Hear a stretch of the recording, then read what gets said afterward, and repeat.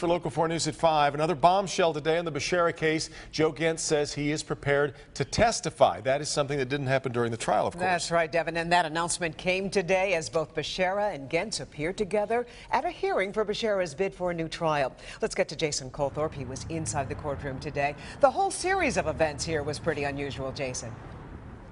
Carmen, you know, we should almost expect the absurd with this case by now. But that said, yes, it was very unusual, because Joe Gentz actually had his right hand in the air. He was being sworn in. We were moments away from his testimony when suddenly concerns were raised about what he might actually say and if that was going to obliterate the plea deal he had with prosecution, which would be sending him to prison for 17 to 27 years and possibly leading to more charges. And that's when the judge stopped everything.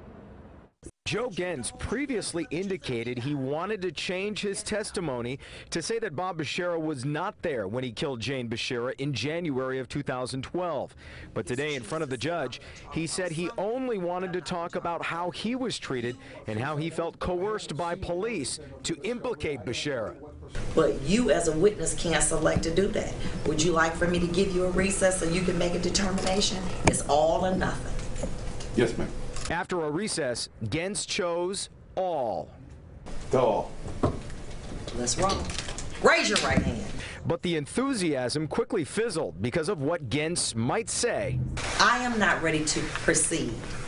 I did not believe that this was going to occur, and now that it has, I do believe that legally the people need to determine several things.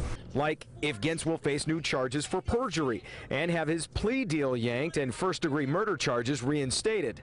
This is a big step. It also gives Gentz attorney time to review previously sworn testimony by Gentz early in the investigation that he could be contradicting. Had this been provided to me at the outset, we wouldn't have had quite the drama that we had today. Attorney John Holler also told us that Joe Gentz has been attacked 3 times since he's been in prison, specifically because he has implicated Bob Becerra.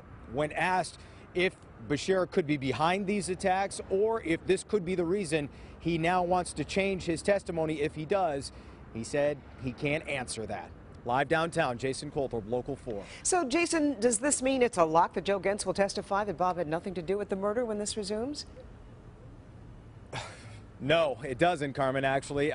His attorney says, you know, Gentz understands what the ramifications are. It goes from a second-degree murder plea deal to first-degree murder charges, possibly if he changes his tune. And then he also said, of course, he could change his mind again.